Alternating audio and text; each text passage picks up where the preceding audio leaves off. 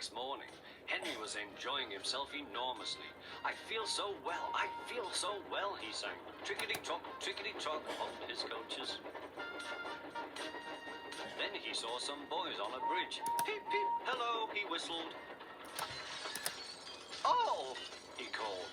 The boys didn't wave and take his number. They thought it fun to drop stones on him instead. They've broken our glass, sobbed the coaches. The passengers weren't hurt, but they were cross. Call the police. No, said the driver, leave it to Henry and me. What will you do, they asked. Can you keep a secret? Yes. Well then, said the driver, Henry is going to sneeze at those boys.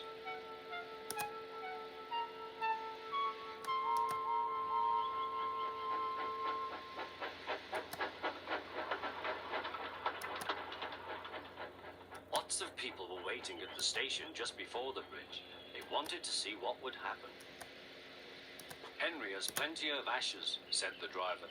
Please keep all windows shut till we have passed the bridge. Henry is as excited as we are, aren't you, old fellow? Henry was feeling stuffed up.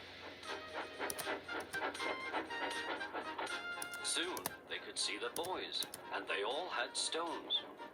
Are you ready, Henry, said his driver. Sneeze hard when I tell you. Now, he said. Achoo, shoot!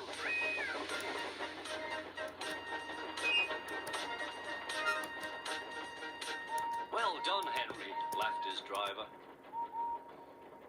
Henry went home very pleased with himself.